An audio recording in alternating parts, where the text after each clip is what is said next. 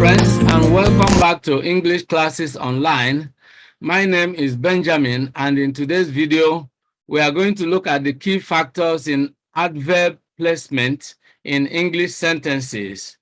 If you are new to this channel, kindly subscribe to the channel by clicking on the subscribe button below. Click on the bell icon as well, so that whenever a new video goes live on this channel, you will be notified instantly. Let's dive into the lesson right away. Now, let's look at the lesson objectives. At the end of this lesson, you should be able to do the following. 1, define adverbs. 2, explain with examples adverbs used at the beginning of sentences.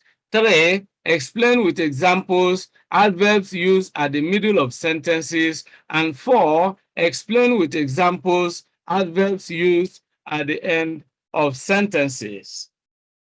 Now, let's begin with the first aspect of this lesson. What exactly are adverbs? An adverb is a word that modifies a verb, an adjective, or another adverb. For example, he ran quickly. Now, the adverb here is quickly, and it adds meaning to the verb ran.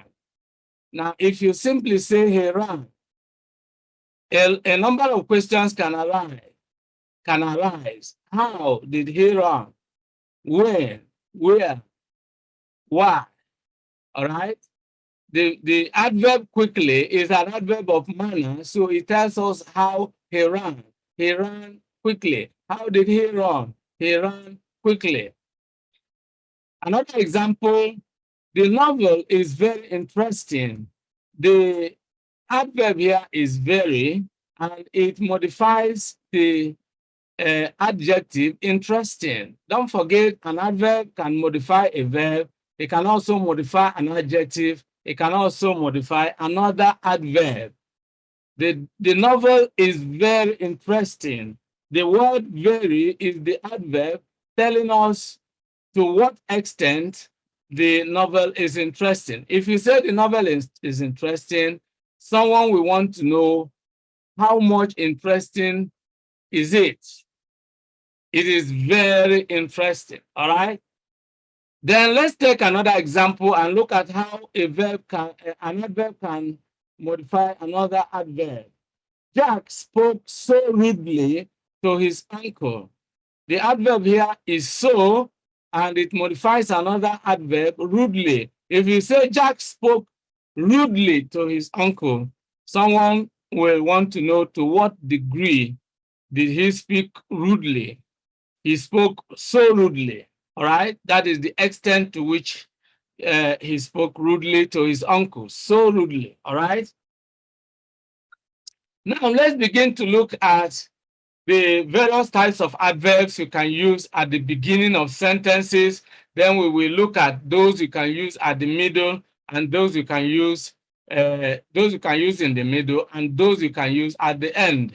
Now, adverbs used at the beginning of sentences are, number 1, connecting adverbs, such as moreover, however, consequently, then, still, still, and so on and so forth. These adverbs are called connecting adverbs. You can also call them connectives.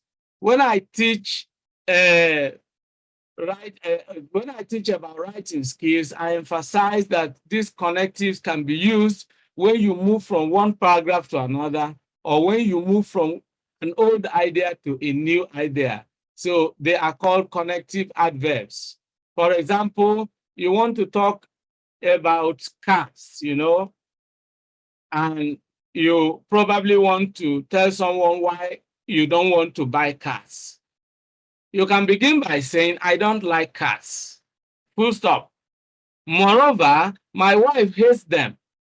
Of course, these are two reasons. The first one, I personally don't like cats. Then, secondly, my wife hates them. So I'm not going to buy cats. So, moreover is a connecting adverb, and it connects this additional idea or reason, if you like, to the first idea. The first reason is I don't like cats, so I am not going to buy a cat. Now, moreover, that's another reason why I'm not going to buy cats is my wife hates them, all right? Now, let's look at the adverbs of time that can also be used at the beginning of sentences, such as today, tomorrow, now, tonight, and so on. For example, today, $1 is almost 500 naira. All right? Or you can, all right? Today, $1 is almost 500 naira. Or you can say tonight, the president is leaving for Canada. All right, tonight. So these adverbs can be used at the beginning of sentences. Now let's look at adverbs used in the middle of sentences. Adverbs of frequency are one of them. You know, adverbs of frequency include always, often, never, usually, etc. They are used at the middle of sentences. For example, he is always making a noise in class. The adverb here is always, and it comes at the middle. All right?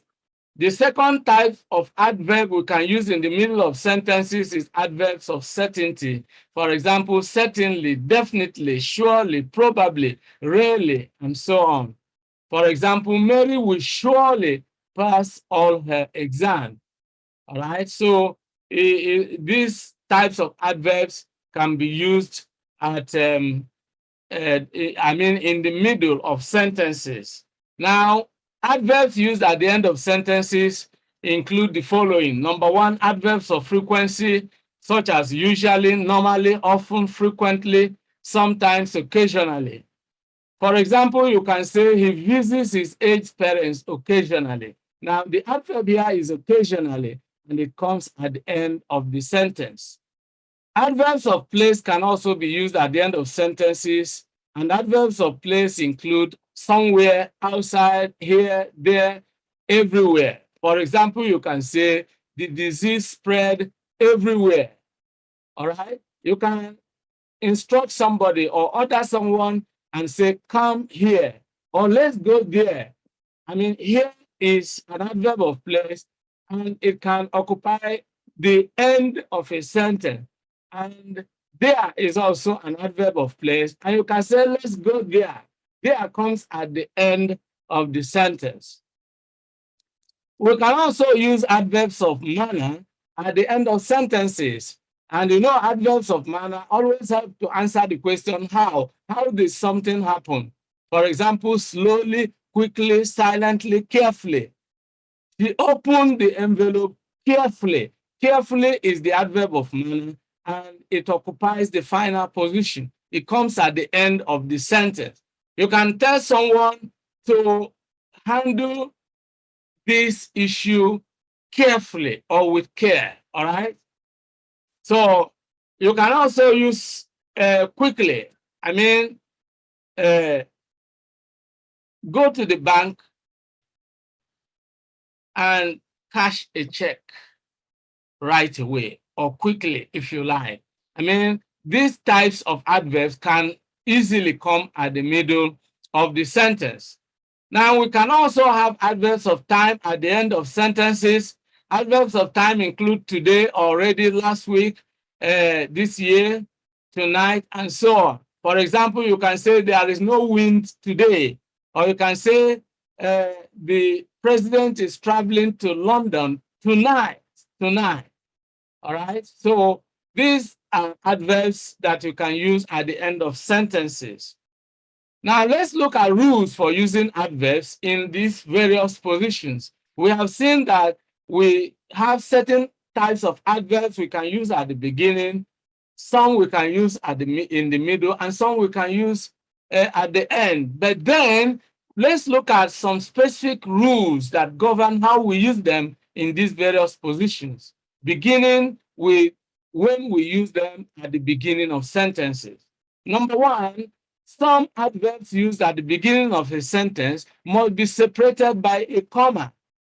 Those that require a comma are as follows. However, in fact, therefore, nevertheless, moreover, furthermore, and so on and so forth.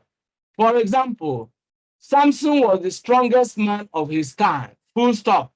However, now you see, you want to begin a new sentence and you say, however, you have stated a fact, you have expressed one idea about Samson, but you want to state an idea that happens to be the opposite of what you have already said. And so you use however, you know, however, he was morally weak.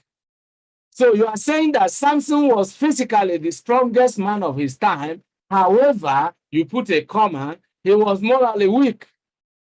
Another example, Jack was unable to obtain the required mark for admission into the university. That's one idea you have expressed about Mark and his quest to enter the university. Then you come and say, furthermore. Furthermore is an adverb you can use to give additional idea when you are speaking about something. You have said one thing about it, you want to say another thing in addition to what you have earlier said. So you say furthermore, and then you put a comma after that. Furthermore, comma, he has rescinded his decision to seek university education. All right, so those are rules that govern the use of some adverbs at the beginning of sentences, that when you use these connecting adverbs, you need to separate them with a comma. Now let's look at adverbs that you cannot use at the beginning of a declarative sentence. They include always, ever, rarely, seldom, and never. It is not advisable to use them at the beginning of declarative sentences. Now let's look at rules for using adverbs in the middle of sentences. Number one, some adverbs used in the middle of a sentence are usually placed before main verbs and after auxiliary verbs. Now, one thing is key, one thing is certain. When you use adverbs in the middle of sentences, you need to place them near the verb they modify or any other thing they modify. You need to close them, to place them closest to those things they modify. We call this the grammatical law of proximity, placing an adverb close to the item it directly modifies. And then two rules apply.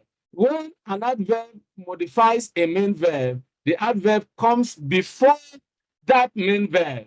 But when it is used with an auxiliary verb, it comes after an auxiliary verb. So you use an adverb before a main verb and after an auxiliary verb. Let's look at specific examples. Beginning with before main verbs. Jack always makes a noise in class. Now take note of this. The adverb here is always. The main verb is makes. So you can, if you remove the main verb, if the sentence still makes sense. Jack makes a noise in class. How often does Jack make a noise in class? Always. So you say Jack always makes a noise in class. Now, if you place the adverb after the main verb, it sounds somewhat improper. For example, if you say Jack makes always a noise in class, how does it sound? It doesn't really sound proper grammatically. So you need to place it before the main verb, and you have a sentence that sounds perfectly and grammatically correct. Jack always makes a noise in class. Now, another example is Mary sometimes wishes it was not so hot. Sometimes is the adverb, wishes is the main verb. Another example, Rose always has a mirror in her handbag. Always has. Now, take note that the adverb here is always and the main verb is has. And then take note of the fact that the verb has can be used as a main verb. It can also be used as an adverb. So when it is used as a main verb, the adverb comes before it. But when it is used as an auxiliary verb, the adverb comes after it. So take note of this grammatical rule, okay? Now let's look at adverbs being used after auxiliary verbs. For example, Mrs. Okon is always quarreling with her neighbors. Is always quarreling. Now, the verb is the auxiliary verb here. And then always is the adverb that comes after the auxiliary verb. Now, another thing you should take note of concerning this sentence is that you have a verb phrase in this sentence. The verb phrase is a group of words that does the work of a verb. And the verb phrase here is quarreling. If you remove the auxiliary, the adverb, what you have is Mrs. Okon is quarreling with her neighbors. How often does Mrs. Okon quarrel with her neighbors? Always. Now, what you do is that you place always, which is an adverb, right in the middle of the auxiliary verb and the main verb, and that is the rule. So what do you have? Mrs. Okon is always quarreling with her neighbors. Let's take a look at another example. Jane will hopefully pass all her exams. Now, the verb will is an auxiliary verb. Hopefully is the adverb. Pass is the main verb. And hopefully is the adverb. It comes after the auxiliary verb will, but it comes before the main verb pass. If you remove hopefully, what you have is Jane will pass all her exams. All right? And then if you insert the adverb, you insert the adverb right in the middle of the verb phrase, between will and pass. Jane will hopefully pass all her exams. Then another example, Mark has always been interested in graphic design. Has always been. All right, so you see the adverb comes after, always coming after the auxiliary verb and coming before the main verb. So that is a grammatical rule, and you need to take note of that. Now let's look at rules for using adverbs at the end of sentences. Well, there's not much we need to say here, except to remind ourselves that we have adverbs of frequency, adverbs of place, adverbs of manner, adverbs of time are the kinds of adverbs that we can use at the beginning, at the end of sentences. For example, you can say he visits his aged parents occasionally. Occasionally is the adverb, and it comes at the end of the sentence. Now, there's no specific rule. It just comes at the end of the sentence. And then you look at another example, the disease spread everywhere. Everywhere is an adverb of place. It just comes at the end of the sentence. All right? And then we need to take note of the fact that there are some adverbs you don't need to use at the end of a declarative sentence. And you can also not use them at the beginning of a declarative sentence. Such adverbs include ever, rarely, seldom, and never. These are the rules. And this brings us to the end of today's class. I hope you enjoyed today's video. We have actually been looking at the factors, the key factors in adverb placement in English sentences. If you have to gain proficiency in the use of English, you need to master the rudiments and the rules that govern the English grammar. And that's what we have taken time to look critically at in today's video. If you enjoyed today's video, do like the video and share the video with your friends and relations. If you have not subscribed to this channel, this is the appropriate time for you to hit the subscribe button.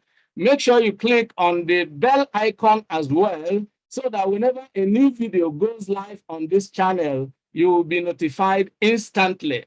I want to say a big thank you to all of you out there who have given your massive support to this channel. We began this channel with 0 subscribers. Today we have more than 4,600 subscribers, and we couldn't have achieved this without your massive support. So I want to say a big thank you to all of you. And I want to say again that if you have any questions, any suggestions, or any comments, please leave them in the comment section below. It will be important for you to take some time and browse through the description section, and you will find the the website, our website for English classes online. You will also find my ebook, Good Success in English, that will help you to learn English effectively. You will also find a free PDF file that will teach you the basic units of English grammar. So please visit the description section and browse through the entire channel, and you will find a number of related videos that will be helpful to you in your desire to gain proficiency in the use of English. I look forward to seeing you in the next video. Goodbye for now, and remain blessed. Many thanks for watching today's video. A big thank you to all of you out there for being part of today's episode. I hope you enjoyed the video. If you did, kindly subscribe to this channel. Subscribe now as a way of giving us support. For notification about new videos, click on the bell icon. You will find the bell icon. Click on it so that whenever a new video is uploaded, you will be instantly notified. If you have actually enjoyed the video, like and share the video with your friends and relatives. This is very important. If you have any comments, leave your comments below. Any questions, any suggestions, we would gladly receive them and respond promptly and positively to them. See you in the next video. I look forward to always seeing you